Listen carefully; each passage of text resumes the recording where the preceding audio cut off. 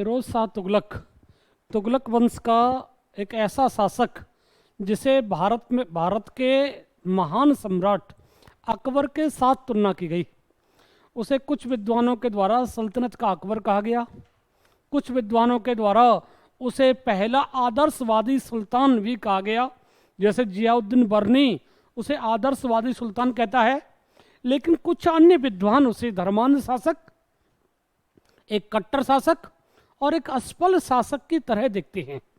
हम लोग बात करने जा रहे हैं फिरोज शाह तुगलक की, जो कि अपने कई सारे कार्यों की वजह से काफ़ी महत्वपूर्ण है। देखो, ये एक हिंदू माँ से उत्पन्न पुत्र था। एक्चुअल में जो गियासुद्दीन तुगलक था उसका एक भाई हुआ करता था रज्जब। ये रज्जब का पुत्र था।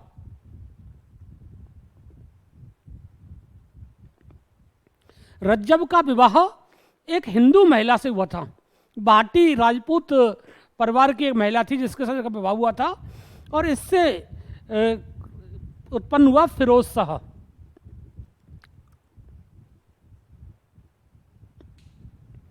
ये फिरोज शाह हिंदू माँ से उत्पन्न होने के कारण अपने आप को प्योर मुस्लिम दिखाने के प्रयास में कुछ कट्टर होता चला गया, जिसकी वजह मैं आपको बताऊंगा। फिरोज शाह तुगलक बिन तुगलक का बहुत ही प्रिय भाई था। ये कजिन था, चचेरा भाई था, लेकिन बहुत प्रिय भाई था मोहम्मद बिन तुगलक का। और मोहम्मद बिन तुगलक जब सुल्तान बना तो उसने फिरोज शाह को घुड़साल का प्रमुख अमीर हाजिब, पहले अमीर हाजिब बनाया और उसका घुड़साल का प्रमुख भी उसको बना दिया।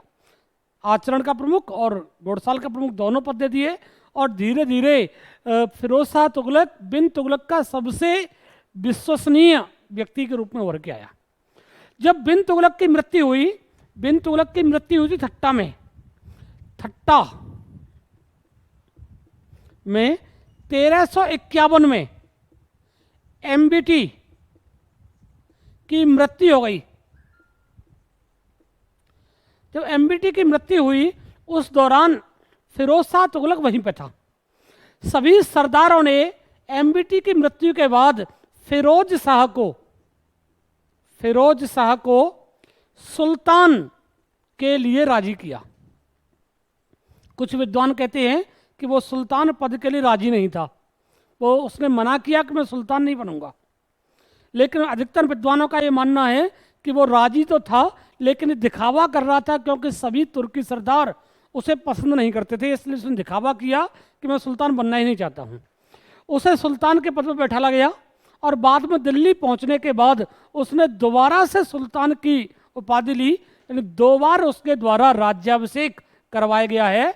2 बार उसने अपना राज्याभिषेक करवाया।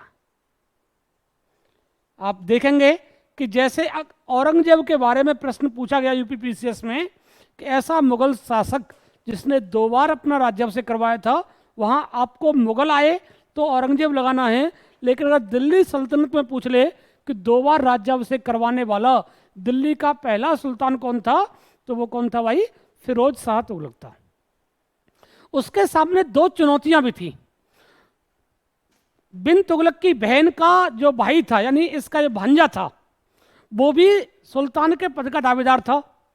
इसके अलावा जो बिन तुगलक का वजीर था, उसने बिन तुगलक के एक अल्पवयस्क पुत्र को दिल्ली की गद्दी पर बैठा दिया था।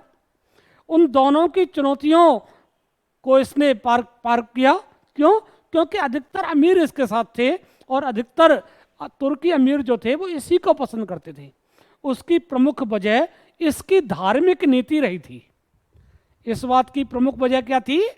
इसकी धार्मिक नीति इसकी प्रमुख वजह थी। जब वो वहां से चला तो रास्ते में जितने भी सूफी संतों के मजार मिले, या जितने भी प्रसिद्ध मुस्लिम विद्वानों के दरबार थे, मस्जिदें थीं, उन सब पर मत्था टेकते हुए आया और सबको प्रसन्न करते हुए आया। और पहुंचते पहुंचते उसका जो धार्मिक नीति के मामले में उसकी जो पहचान थी, वो एक आदर्श व्यक्ति, आदर्श मुस्लिम की तरह स्थापित हो गई। इसलिए अधिकतर मुस्लिम जो थे उसी को सुल्तान बनाना चाहते थे। अब वो सुल्तान बन गया, तो सबसे पहले हम देखेंगे कि उस सुल्तान की धार्मिक नीति कैसी थी, क्योंकि कई सारे लोगों ने उसे अलग अलग नाम से पुकारने का प्रयास किया है। जैसे कुछ व्यक्ति उसे कहते हैं कि वह सल्तनत काल का अकबर था। तो अकबर जैसे महान शासक के साथ अगर फिरोज शाह की तुलना की जा रही है तो हमको देखना पड़ेगा कि उसकी वजह क्या है। और कुछ लोग कहते हैं कि वो सिकंदर लोधी और औरंगजेब का पूर्वगामी था, एक धर्मांध व्यक्ति था और धार्मिक मामलों में उससे ज़्यादा भ्रष्ट व्यक्ति और कोई नहीं था। यानी भारत का पहला कट्टर मुस्लिम व्यक्ति अगर कहें शासक के रूप में तो फिरोज शाह तुगलक था। उसने बहुत सारे ऐसे काम करवाए हैं जिन्हें सुनकर के आपको लगेगा भी कि अकबर से उसकी तुलना करना किसी भी स्थिति में उचित नहीं है। लेकिन फिर भी बर्नी उसे आदर्श सुल्तान कहता है। जो जियाउद्दीन बर्नी है उसके लिए आदर्श सुल्तान शब्द का प्रयोग करता है कि दिल्ली का वह एक आदर्श सुल्तान है। वही बर्नी जो मोहम्मद बिन तुगलक को भर भर के गालियां दिया करता था। बर्नी के द्वारा बिन तुगलक को बहुत सारी गाली दी गई हैं और उसके बारे में बहुत सारा बातें कही गई हैं कि बकवास व्यक्ति है, पागल है, अंतर्विरोधों से भरा हुआ है, बहुत सारी बातें कही। इससे कहता है कि आदर्श है, तो कोई तो वजह रही होगी। तो सबसे पहले हम देखेंगे कि फिरोज शाह तुगलक की धार्मिक नीति क्या है। वो खुद को सच्चा मुस्लिम दिखाने का प्रयास करता है, सच्चा मुस्लिम दिखाने का प्रयास करता है। और सच्चा मुस्लिम दिखाने के क्रम में वो कहता है कि शरीयत के जो नियम हैं, शरीयत के जो कानून हैं, उनके अनुसार, कानूनों के अनुसार शासन करेगा। यानी वो अपना जो शासन प्रबंध करेगा वो शरीयत के कानूनों के अनुसार शासन करने का प्रयास करेगा। वो इस बात को कहता है। अब शरीयत में क्या कहा गया है?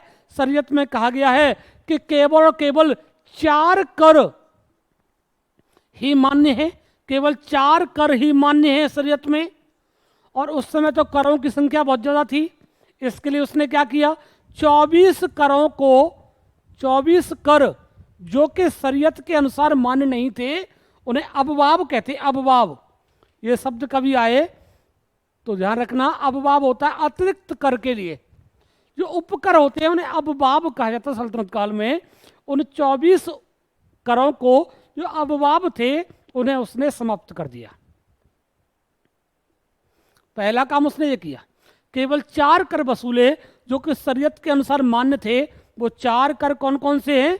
एक तो है खिराज, जो कि हिंदुओं से लिए जाने वाला एक भू राजस्व कर था जिसकी दर 1/3 से 1/5 के बीच में हुआ करती थी। दूसरा था जजिया, जो कि जिम्मी लोगों से वसूला जाता था, गैर मुस्लिमों से वसूला जाने वाला एक धार्मिक कर की तरह। धार्मिक नौकर के सैनिक कर था, उसकी चर्चा करूंगा अभी, लेकिन एक धार्मिक कर जो कि हिंदुओं से और गैर मुस्लिमों से वसूला जाता था उसे जजिया कहते थे, जिसे जिम्मियों से वसूला जाता था। तीसरा था, आप देखेंगे यहां पे, तीसरा था खुम्स। खुम्स एक ऐसा टैक्स था, आप देखेंगे, जो कि अलग अलग सुल्तानों के द्वारा अलग अलग तरीके से वसूला गया है। जैसे आप देखेंगे कि अलाउद्दीन खिलजी और बिन तुगलक ने इसे, ये लूट का माल था एक्चुअल में, कहीं आक्रमण किया वहां से लूट आई, उसे खुम्स कहते थे। बिन तुगलक और अलाउद्दीन खिलजी ने इस खुम्स का 4/5 हिस्सा अपने पास रखा था और 1/5 ही सेना में बंटवाया था। लेकिन शरीयत कहती है कि इसका 4/5 हिस्सा सैनिकों में बंटना चाहिए और 1/5 हिस्सा ही सुल्तान के पास आना चाहिए। उसने इसे उसी तरीके से लिया। एक था जकात। जकात एक आर्थिक, या आप कहेंगे कि एक ऐसा टैक्स था जो मुस्लिमों से लिया जाता था। मुस्लिमों से लिया जाने वाला टैक्स था जो कि 2.5% लिया जाता था, केवल 2.5% लिया जाता था। मुस्लिमों की आय पर लगने वाला एक कर था जो कि मुस्लिमों के लिए ही खर्च किया जाता था। इसके खर्चे भी मुस्लिमों के ऊपर ही होते थे, मुस्लिमों के लिए ही इसे खर्च करते थे और ये मुस्लिमों से लिया जाता था। ये 4 टैक्स छोड़ करके बाकी सभी टैक्स जो थे वो शरीयत के कानून के विरोधी थे, इसलिए उसने इन 24 करों को छटवाया और इन्हें समाप्त कर दिया। हालांकि इन 4 करों के अलावा उसने उलेमाओं से बात करने के बाद, उलेमा किसे कहते हैं, जो मुस्लिम धर्म के धार्मिक गुरु हैं, उनको उलेमा कहते हैं। जो शरीयत के कानूनों की व्याख्या करते हैं वो उलेमा हैं।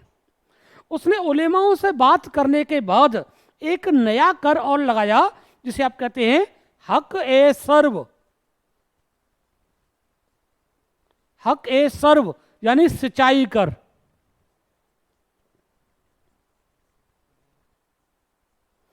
जो कि 10% हुआ करता था।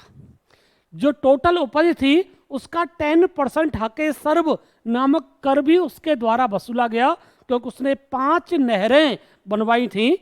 5 नहरें बनवाने के कारण उस पर जो खर्च हुआ तो उसने उसका खर्च निकालना चाहा। उसे 2 लाख टंके से भी ज़्यादा टैक्स यहीं से प्राप्त होता था, हके सर्व के रूप में प्राप्त होता था, जो कि उसकी निजी आय में शामिल था। तो उसने कुल 5 टैक्स वसूले, खिराज, जजिया, खुम्स, जकात और हके सर्व। इसके अलावा उसने अन्य सभी करों को समाप्त कर दिया। ये उसने ऐसा क्यों किया? क्योंकि वो शरीयत के नियमों के अनुसार शासन करना चाहता था और शरीयत में इन अबवाबों को समाप्त करने की बात की गई है। यानी इनको गैर मुस्लिम कर माना गया था, गैर इस्लामी माना गया था, इसलिए उसने समाप्त कर दिया। ये उसका एक सबसे पहला और सबसे बड़ा काम धार्मिक मामलों में है। इसके अलावा उसने क्या किया धर्म में, और देख लेते थोड़ा सा आगे। वो अपने जो भी काम करता था उन सभी कामों में उलेमा का सहयोग प्राप्त करने का उसका हमेशा प्रयास रहता था। उसने अपने कामों में उलेमा से सहायता प्राप्त करने का हमेशा प्रयास किया। उलेमा से सहायता, प्रशासनिक कार्यों में उसने उलेमा से सहायता प्राप्त करने का प्रयास किया। इसका मतलब यह है कि जिस काम को अलाउद्दीन खिलजी और बिन तुगलक ने बड़ी मुश्किलों से स्थापित किया था कि धर्म का राजनीति में हस्तक्षेप नहीं होना चाहिए, उसे इसने समाप्त कर दिया और धर्म राजनीति का एक पार्ट बन गया। यानी धर्म का राजनीति में हस्तक्षेप बढ़ गया।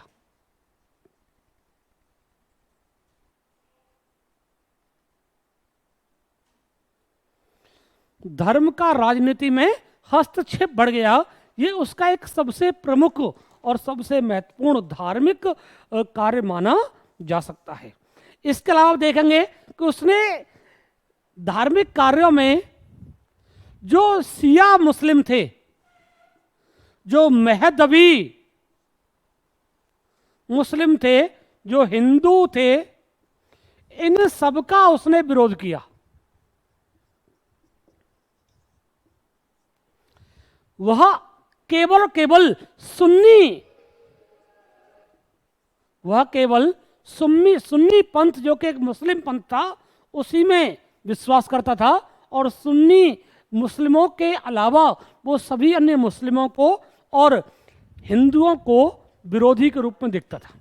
उसकी कोशिश थी कि ये सभी सुन्नी को अपना लें। यानी उसने कई बार हिंदुओं को सुन्नी यानी इस्लाम में दाखिल करने का प्रयत्न किया, और उसकी कोशिश थी कि अधिकतम हिंदुओं को इस्लाम की तरफ लाया जा सके।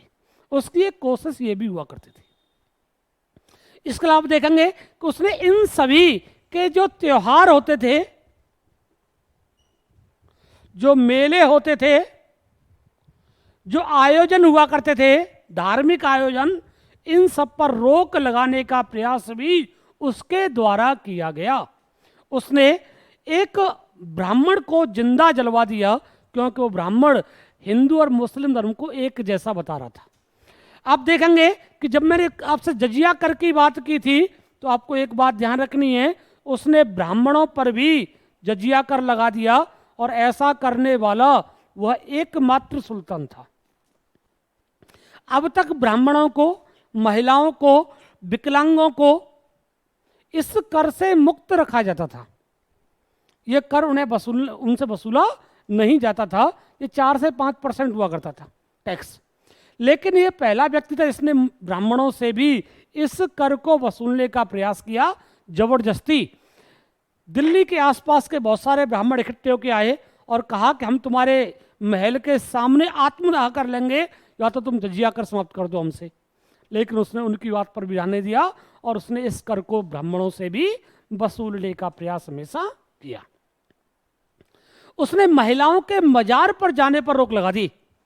जो महिलाएं मजार पर जाया करती थीं, मजार पर जाने पर रोक लगा दी। महिलाओं का मजार पर जाना, पीरों की जो मजार हुआ करती थी, उन मजारों पर महिलाओं का जाना बंद करवा दिया। इसके अलावा आप देखेंगे कि एक सुन्नियों का त्यौहार उसके समय बहुत जोर शोर से मनाया जाता था। सब-ए-बारात त्यौहार जो था वो जोर शोर से मनाया जाता था। लेकिन जो सियाओं के त्यौहार थे उन पर उसने रोक लगा दी। हिंदुओं के त्योहारों पर रोक लगा दी, आयोजन स्थलों पर रोक लगा दी। उसने अनेकों मंदिरों को तोड़वा दिया, जैसे ज्वालामुखी मंदिर,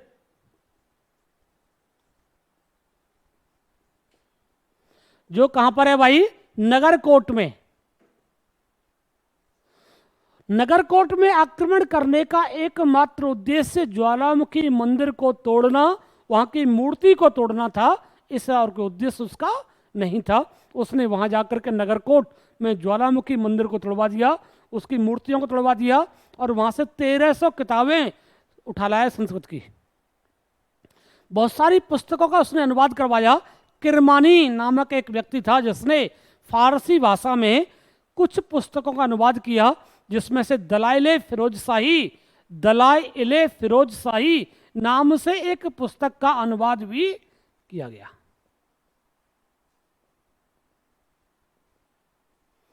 दलाइले फिरोज शाही जो पुस्तक थी, ये नक्षत्र एवं खगोल विज्ञान पर आधारित थी। नक्षत्र और खगोल विज्ञान की एक पुस्तक थी जिसका अनुवाद दलाइले फिरोज शाही के नाम से किया गया। फारसी भाषा में अनुवाद किए गए थे और किए किसने थे? किरमानी नाम का एक व्यक्ति था जिसके द्वारा इनका अनुवाद किया गया था। इसके अलावा संगीत की पुस्तक राग दर्पण का अनुवाद भी पहली बार उसी के समय किया गया। राग दर्पण का अनुवाद किया गया। इसके अलावा आपने देखा कि ये दलाइले फिरोज शाही नक्षत्र खगोल की पुस्तक थी जो अनुवाद होकर के इसका नाम पड़ा है। आप देखेंगे कि उसने मंदिरों को तोड़वाया। एक मंदिर और तोड़ा गया उसके समय, जो कि उसकी धार्मिक कट्टरता के लिए ही किया गया था। जब वो बंगाल के अपने असफल अभियान से लौट रहा था, उसने बंगाल पर 2 बार आक्रमण किया, लेकिन वो ठीक से सफल नहीं हुआ।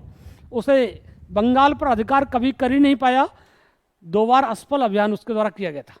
जब वो बंगाल से लौट के आ रहा था तो जौनपुर में रुका हुआ था। जौनपुर में उसे ध्यान आया कि चलो कुछ तो उपलब्धि लेके चलें, बंगाल से तो कुछ मिला नहीं। उसने मन बनाया जाजपुर पर आक्रमण करने का। जाजपुर कहाँ है भाई? उड़ीसा। वर्तमान में जिसे आप उड़ीसा कहते हैं उसे उस समय जाजपुर कहा जाता था। जाजपुर में उसका उद्देश्य केवल और केवल पुरी का जो मंदिर है उस पर आक्रमण करना था। भुवनेश्वर के पास जो पुरी का जगन्नाथ मंदिर है, वहां उसके द्वारा आक्रमण किया गया और उस मंदिर को तोड़ दिया गया। उस मंदिर की मूर्तियों को गाय के मांस में मिलाकर के ब्राह्मणों के गले में लटका दिया गया और जो मुख्य मूर्ति थी उसे ले आया और ला करके भेज दिया मक्का मदीना, ताकि उसे अपनी विजय के फलस्वरूप दिखा सके। तो उसने मंदिरों को तोड़ने का प्रयास किया और मूर्तियों को तोड़ने का प्रयास किया, क्योंकि वो क्या दिखाना चाहता था? वो खुद को महमूद गजनवी की तरह बुत सिकन यानी मूर्ति भंजक के रूप में दिखाना चाहता था। वो दिखाना चाहता था कि लोग मुझे मूर्ति भंजक के रूप में याद करें। जैसे किसे याद करते हैं?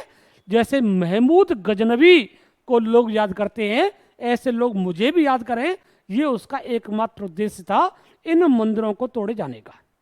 बेलसा के मंदिर को तोड़ा गया, मालवा के मंदिरों को तोड़ा गया, दिल्ली के आसपास के मंदिरों को तोड़ा गया।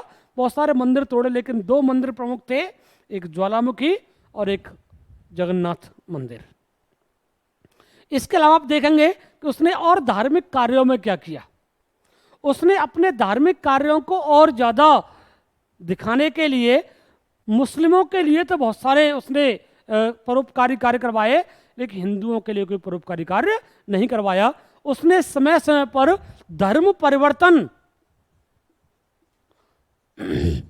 पर जोर दिया। अनेकों हिंदुओं को मुस्लिम बनाने पर जोर दिया गया, और जो लोग मुस्लिम धर्म नहीं अपनाते थे वो उनकी हत्या करवा दिया करता था। सैयद सलार गाजी की जो बहराइच में एक आप देखेंगे कि बहराइच में एक मकबरा है जो कि योद्धा संत हैं सलार मसूद गाजी, उनकी दरगाह पर भी उसने 2 बार यात्रा की है, क्योंकि वो खुद को क्या दिखाना चाहता था, सुन्नी मुस्लिम दिखाना चाहता था। फखरुद्दीन गजे सकर जो कि दिल्ली के प्रसिद्ध उस समय के सूफी संत थे, उनके साथ उसका रिलेशन बेहतर था। वो हर वो काम करता था जो मुस्लिम धर्म के अनुकूल है, और हर वो काम का विरोध करता था जो मुस्लिमों का विरोधी है। इसके अलावा देखेंगे कि जब उसने कटेहर बुंदेलखंड वाला एरिया है, जब उसने कटेहर पर आक्रमण किया, वहाँ का एक शासक था खड़कू, हिंदू शासक था जिसने कर देना बंद कर दिया था। तो उसने कटेहर पर आक्रमण किया। वहाँ कहा जाता है कि उसने सभी, खड़कू तो भाग गया, वो तो जंगलों में भाग गया, वो मिला नहीं, उसकी बदले की सजा जनता को दी गई। अनेकों लोगों को मार दिया गया, मौत का उतार दिया गया, और कहा कि 5 साल लगातार, यानी हर साल आप उसी तरह की तबाही करोगे उस क्षेत्र में। और एक व्यक्ति को अपॉइंट करके आया कि तुम्हारा काम यह है कि हर साल इस महीना तुम इस पूरे क्षेत्र को नष्ट कर दोगे, हिंदुओं की हत्या करोगे, कत्लेआम करोगे, महिला बच्चे सबको जलाओगे, जला के मार डालोगे, और हर साल ये 5 साल तक दोहराओगे। पूरा का पूरा क्षेत्र जो था वो उसने बर्बाद कर दिया, केवल इसलिए क्योंकि वो धार्मिक सनक में रहने वाला व्यक्ति था। ऐसे व्यक्ति को अगर कोई कहे कि वो अकबर के समान था तो बड़ा आश्चर्य ही लगेगा। और ये 2 ही व्यक्ति, एल्फिस्टन महोदय जो कि यूरोपीय इतिहासकार है, उन्हें तो पता ही नहीं कि अकबर की विशेषता क्या थी एक्चुअल में, इसलिए वो कह सकते हैं, लेकिन उसे अकबर के सामने ये कहीं पर भी नहीं टिकता है, उसके 1 अंश के बराबर भी नहीं है। अगर अकबर को 100 मान लें तो 1% के बराबर भी व्यक्ति नहीं है, क्योंकि इसके द्वारा जो काम किए गए हैं वो कहीं से भी न्याय संगत नहीं कहे जा सकते। हाँ, उसकी न्याय व्यवस्था जो थी वो अलग प्रकार थी, बताऊंगा उसको भी। उसमें मुस्लिम धर्म को ही वो आधार बना के चलता था, शरीयत के अनुसार न्याय होता था, हिंदुओं का न्याय में कोई भी कैसा भी कोई योगदान नहीं हुआ करता था। चलिए, हमने उसकी धार्मिक नीति देखी है कि उसने धर्म के मामले में क्या क्या किया था, और वो धार्मिक रूप से किस प्रकार का व्यक्ति था, ये हमने अभी तक उसके बारे में देखा है। अब हमको देखना है कि फिरोज शाह तुगलक जब शासक बना तो उसने क्या क्या सुधार किए। सुल्तान बनने के बाद फिरोज शाह तुगलक के सुधार क्या थे, सबसे पहले हम लोग ये देखेंगे। चलिए प्रारंभ करते हैं। सबसे पहले प्रशासनिक सुधार देखते हैं।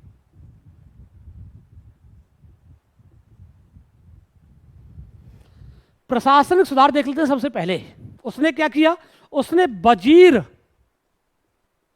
के पद पर जिस व्यक्ति को नियुक्त किया उसका नाम था मलिक ए मकबूल, यानी खाने जहां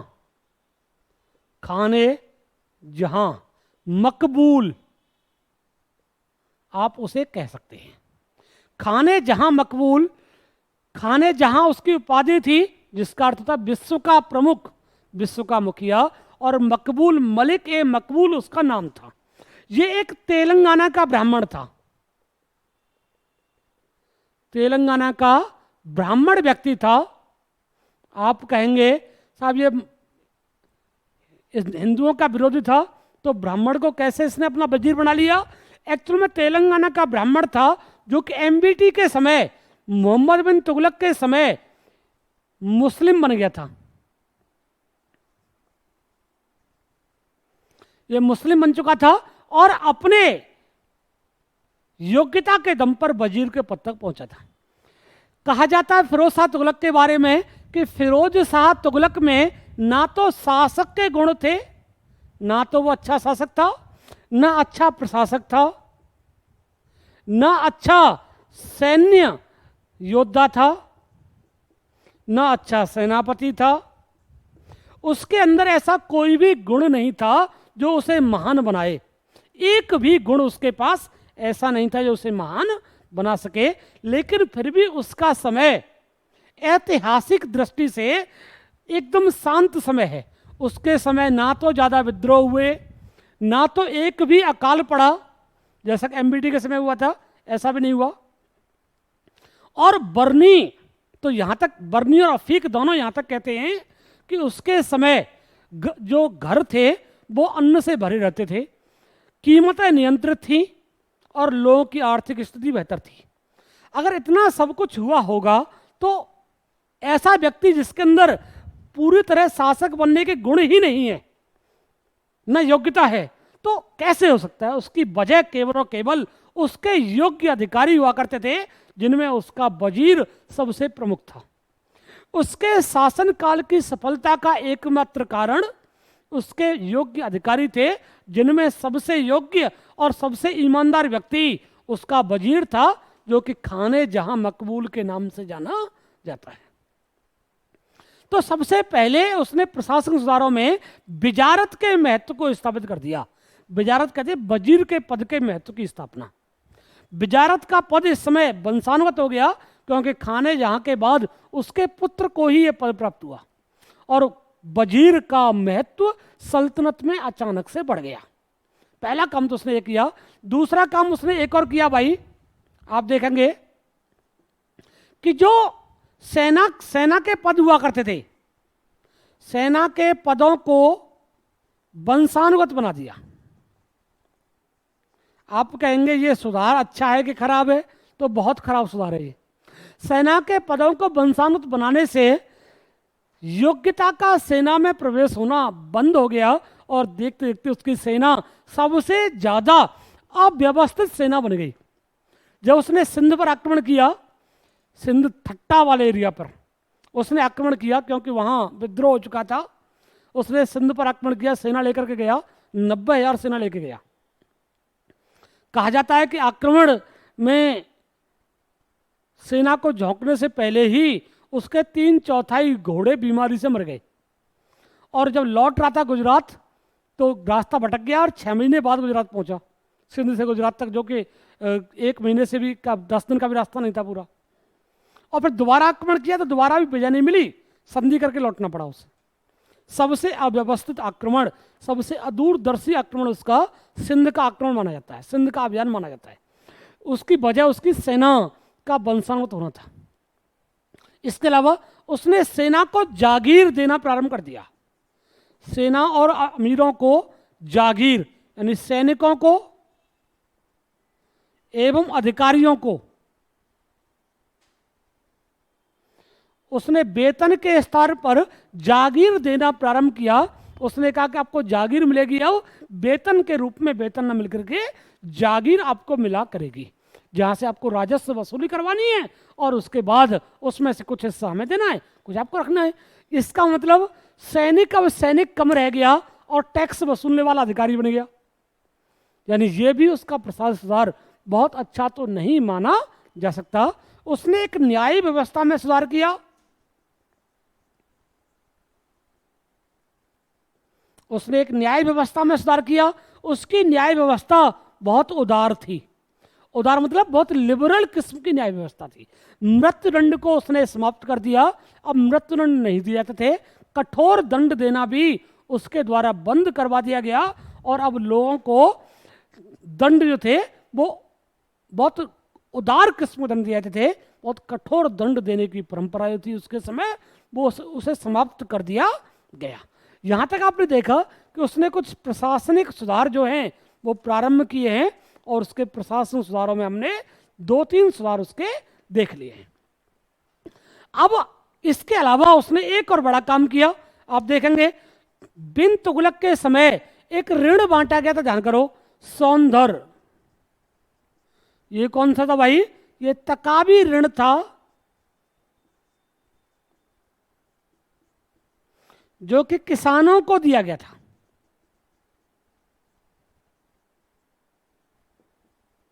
ये एक तकाबी ऋण था जो कि किसानों को दिया गया था एमबीटी के समय, मोहम्मद बिन तुगलक के समय। इस ऋण को उसने समाप्त कर दिया। उसने यानी किसानों को जो ऋण दिया गया था किसानों के जो ऋण दिए गए थे उस ऋण को उसने माफ कर दिया, और जितनी भी ऋण पंजिकाएं थी, जितने भी लोन लेने के कागजात थे, उन सबको जलवा दिया। यानी उसने किसानों को ऋणों को माफ कर दिया, और जो भी लोन के कागजात थे उन सब कागजातों को जलवा दिया, ताकि कोई और व्यक्ति आगे चल करके किसानों को परेशान न करे। ये उसका एक बेहतर सुधार की दिशा में देखा जा सकता है। अब ये तो हो गए कुछ उसके असफल टाइप के सुधार, ये पहले वाले को छोड़ करके। अब उसके कुछ बेहतर सुधार देख लेते हैं जो कि उसके समय में किए गए थे। अब हम देखते हैं। अच्छा, एक चीज मैंने बता दी कि यातना देने पर, मृत्युदंड पर, आंख फोड़ने पर, इन सब पर उसने रोक लगा दी। ये सब उसने नहीं किया। हाँ, काजी जो थे वो न्याय व्यवस्था में प्रमुख हुआ करते थे, ये बात एकदम सही है। अब उसका दूसरा सुधार देख लेते हैं भाई। और उसने क्या किया? उसने दूसरा प्रमुख सुधार किया राजस्व व्यवस्था में। मैंने अभी थोड़ी देर पहले ही आपको बताया था कि उसके राजस्व सुधार सबसे ज्यादा दीर्घ आयामी थे और बेहतर थे। उसने राजस्व में 24 टैक्सों को माफ कर दिया।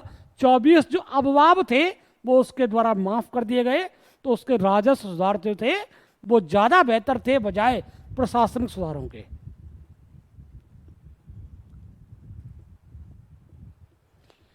राजस्व सुधार उसने 24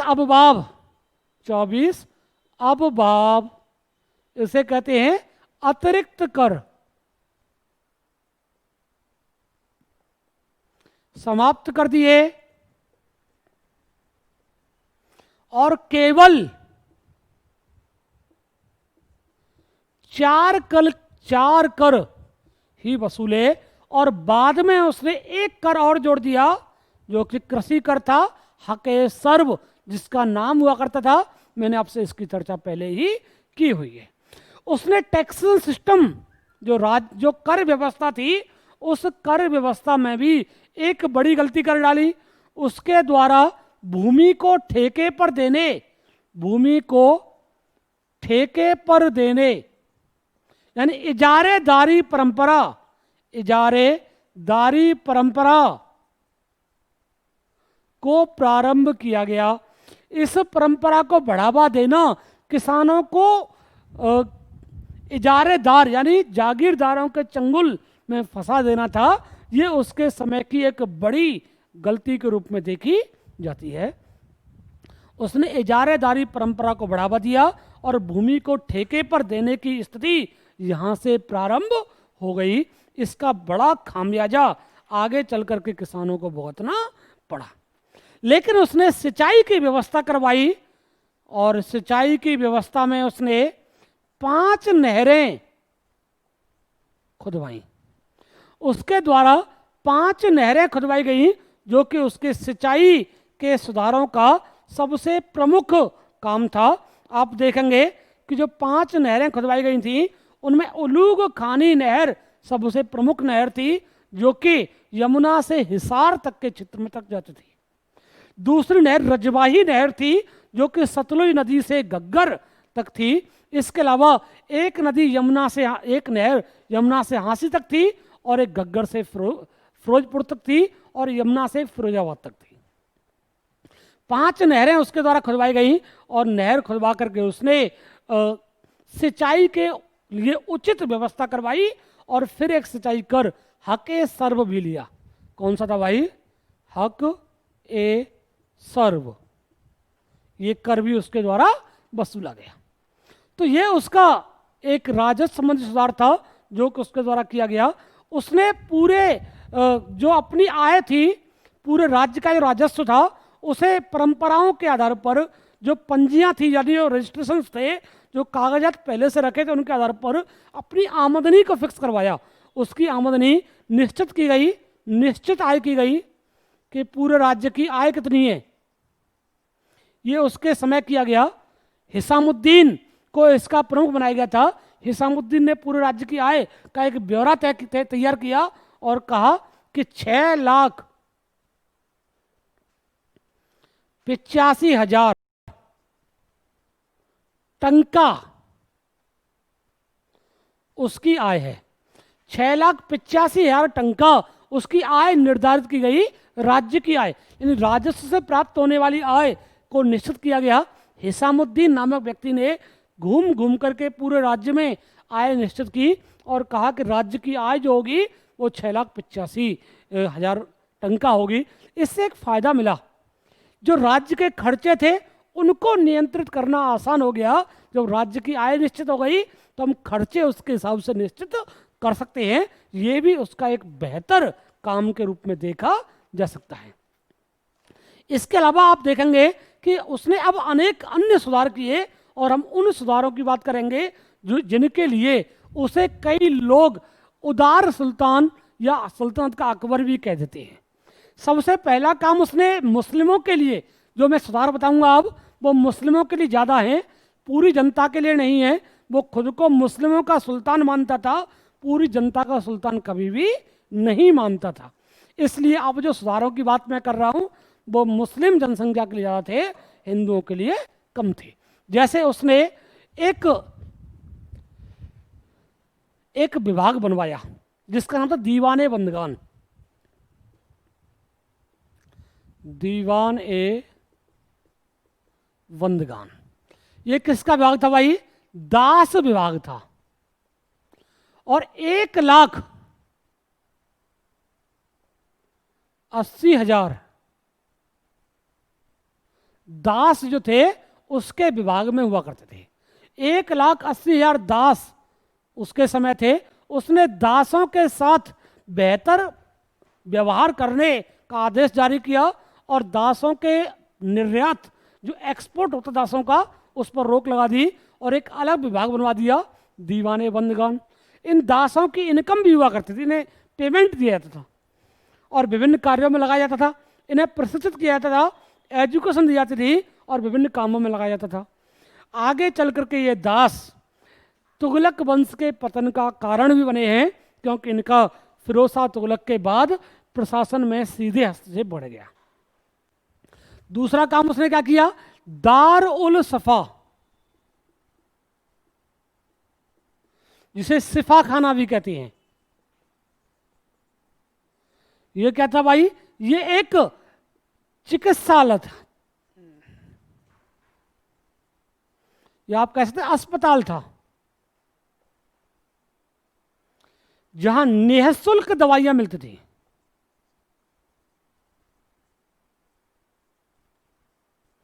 उसने दिल्ली में एक दारुल सफा की स्थापना करवाई जहां निःशुल्क दवाओं का वितरण हुआ करता था। ये उसके द्वारा किया गया। इसके अलावा उसने एक विभाग बनवाया जिसका नाम था दीवाने खैरात।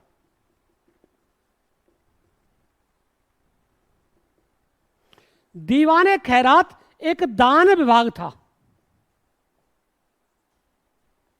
इसी दान विभाग में एक विवाह विभाग भी बनवाया गया। जो गरीब मुस्लिम थे, जो विधवाएं थीं, जो वृद्ध थीं, उन सब के लिए एक दान विभाग बनवाया गया।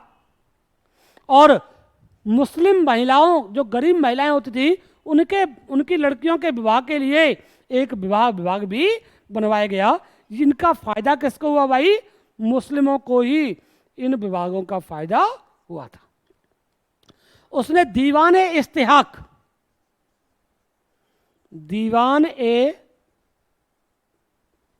इस्तिहाक नामक विभाग भी बनवाया। इस विभाग का प्रमुख काम क्या था भाई? इसे आप कह सकते हैं कि एक पेंशन विभाग था। ये क्या था? ये एक पेंशन विभाग था, जो अनाथ थे, विधवा थी, असहाय थे, वृद्ध थे, उनको सामाजिक सहायता देने के लिए, जैसे आजकल सरकार द्वारा ऐसे वर्गों को सामाजिक सहायता प्रदान की जाती है, इसी प्रकार उसने मुस्लिम वर्ग के अनाथ, विधवा, असहाय और वृद्ध लोगों को पेंशन यानी सामाजिक सुरक्षा के रूप में कुछ आर्थिक मदद देना प्रारंभ करवाया। इसके लिए उसने एक विभाग बनवा दिया, दीवाने इस्तिहाक, जिसका प्रमुख कार्य क्या था भाई? अनाथ और असहाय लोगों के लिए सामाजिक सहायता प्रदान करना इसका प्रमुख कार्य हुआ करता था। इसके अलावा आप देखेंगे कि उसके समय इन विभागों के अलावा एक अलग विभाग और बनाया गया, जिस विभाग का नाम था लोक निर्माण विभाग।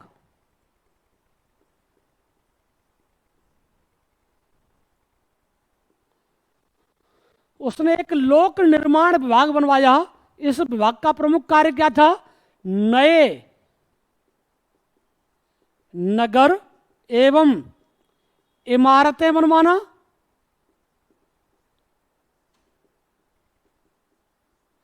इसके अलावा जो पुरानी इमारतें हैं,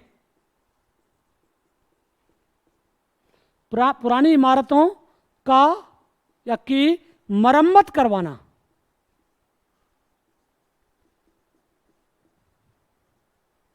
इस विभाग ने अनेक नए नगर बसाए। इस विभाग के द्वारा अनेक नगर बसाए गए, जिनमें फिरोजपुर, जौनपुर, फिरोजाबाद, हिसार, फिरोज शाह कोटला जैसे नगर शामिल हैं। दूसरी तरफ अनेक इन्होंने इमारतें भी बनाई, अनेक इमारतें बनवाई नहीं और अनेक नगर बसाए। या बर्नी तो यहां तक कहता है कि उसके द्वारा 300 नए नगर बसाए गए। उसने 300 नगरों की स्थापना करवाई थी। बर्नी यहां तक कहता है उसको अनेक नए नगरों की स्थापना करवाई गई और जो पुरानी इमारतें थीं उनकी भी मरम्मत उसने करवाई। वो अपनी आत्मकथा फतवात फिरोज शाही, उसकी आत्मकथा कौन सी है भाई? फतवात ए फिरोज शाही। अपनी आत्मकथा फतवात फिरोज शाही में कहता है कि उसके द्वारा अनेक इमारतों का पुनर्निर्माण करवाया गया है, जिनमें कुतुब मीनार, इसके अलावा अलाई दरवाजा, अलाउद्दीन खिलजी वाला अलाई दरवाजा, इल्तुतमिश का मकबरा, इल्तुतमिश का जो मकबरा था,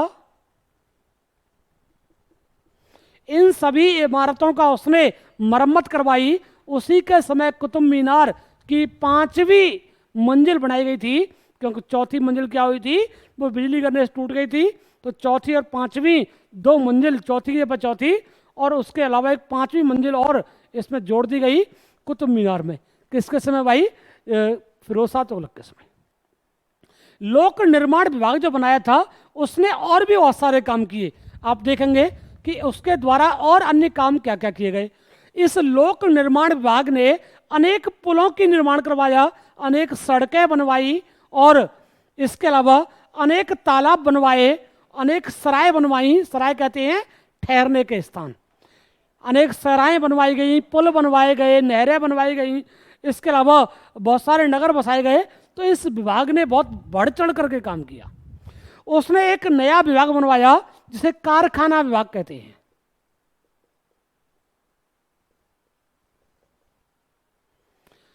कारखाना विभाग में क्या करवाया उसने अनेक कारखाने बनवाए और उन कारखानों में दासों को अपॉइंट किया ताकि उन्हें काम दिया सके। कारखाना विभाग के साथ साथ उसने रोजगार परक शिक्षा पर जोर दिया, यानी व्यावसायिक शिक्षा।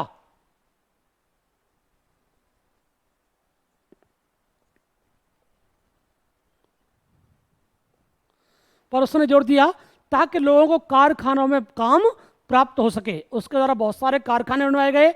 इसके अलावा आप देखेंगे कि उसने 1200 बाग लगवाए। 1,80,000 टन का इनकम उसकी फलों को बेचने से होती थी, यानी उसके द्वारा फलदार अनेक बाग लगवाए गए। 1200 बाग लगवा करके उसने अपनी इनकम को इंक्रीज कर लिया, अपनी इनकम को बढ़ा लिया। 1200 उसके द्वारा बाग लगवाए गए, रोजगार के लिए शिक्षा की व्यवस्था की गई। उसने दिल्ली में एक मदरसा स्थापित करवाया, जिसे मदरसा फिरोजशाही भी कहते हैं। उसने अनेक मदरसे एवं मकतब की स्थापना करवाई। उसने अनेक मदरसों की और मकतबों की स्थापना भी करवाई। और ऐसा उसने क्यों करवाया भाई? क्योंकि वो शिक्षा को बढ़ावा देने का प्रयास करता था। ऐसा उसके द्वारा इसलिए करवाया गया था। वो खुद एक विद्वान था। उसने अपनी आत्मकथा लिखी है, फतवात फिरोजशाही, फारसी भाषा में है। उसके दरबार में दो विद्वान भी रहते थे। उसके दरबार में दो विद्वान और रहा करते थे, जिनमें एक तो बर्नी था, बर्नी जियाउद्दीन बर्नी, जिसने किताब लिखी है तारीख ए फिरोजशाही। तारीख ए फिरोजशाही पुस्तक लिखी है। और एक था शम्स ए सिराज अफीक, शम्स ए सिराज अफीक और बर्नी, इन दोनों के द्वारा तारीख ए फिरोजशाही नाम से दो पुस्तकें लिखी गई हैं। इसने अलग, इसने अलग। ये तारीख ए फिरोजशाही जो पुस्तकें हैं, ये इसी के समय के शासन के संबंध में जानकारी प्रदान करती हैं, जो कि फिरोज शाह तुगलक के समय लिखी गई थी। इसका आप ध्यान रखेंगे कि उसे संगीत का शौक था और उसने संगीत के ग्रंथ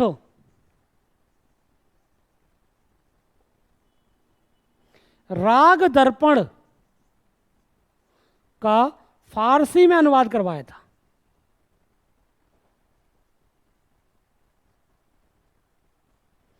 फारसी में अनुवाद करवाया था।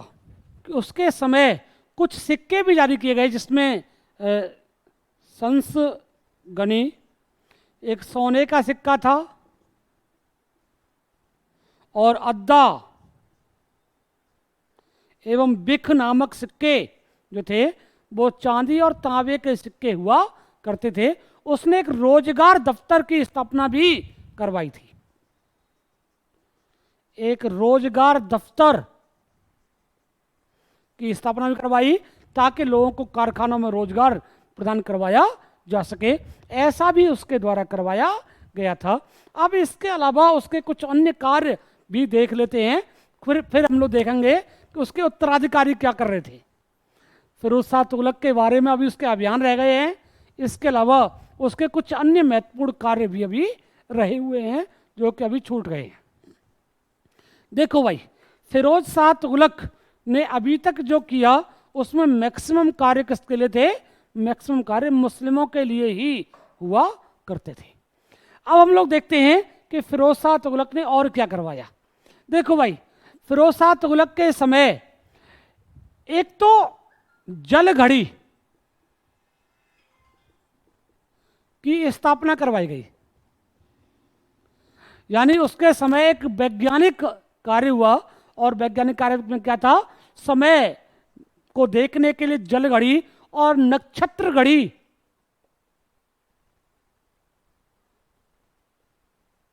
की स्थापना उसके समय की गई थी, जिसमें हम लोग समय देखने का काम किया करते थे। उस समय उसने एक तो ये काम करवाया। दूसरा, जो अशोक के अभिलेख थे,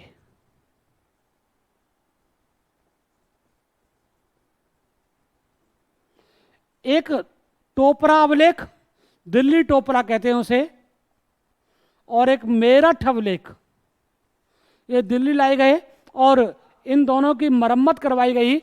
दिल्ली टोपरा और मेरठ दिल्ली अभिलेख, जो टोपरा जो है अंबाला में पड़ता हरियाणा में, दिल्ली टोपरा और मेरठ अभिलेख जो थे वो दिल्ली लाए गए और उनको उनकी मरम्मत करवा करके उन्हें रखवाया गया। इसे कहते हैं ताश घड़ियाल।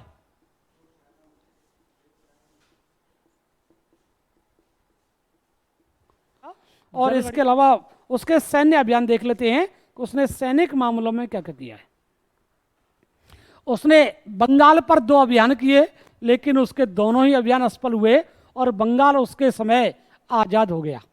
इसके अलावा आप देखेंगे कि उसके समय सिंध पर आक्रमण किया गया। सिंध पर भी 2 आक्रमण हुए। पहला आक्रमण बुरी तरह असफल हुआ और दूसरे आक्रमण में वो सिंध के साथ समझौता करने में सफल हुआ। इसके अलावा उसने कोई नया आक्रमण बहुत नहीं किया। उसके समय चित्तौड़, मालवा, बुंदेलखंड, बघेलखंड आदि क्षेत्र जो थे वो आज़ाद हो गए। भारत का एक बड़ा क्षेत्र स्वतंत्र हो चुका था, बंगाल भी आज़ाद हो चुका था, दक्षिण भारत पूरा आज़ाद हो चुका था। उसने नए क्षेत्र जीतने या अपने ही पुराने क्षेत्रों को जीतने का प्रयास नहीं किया। जो उसके पास था उसी को उसने बेहतर करने का ही प्रयास किया।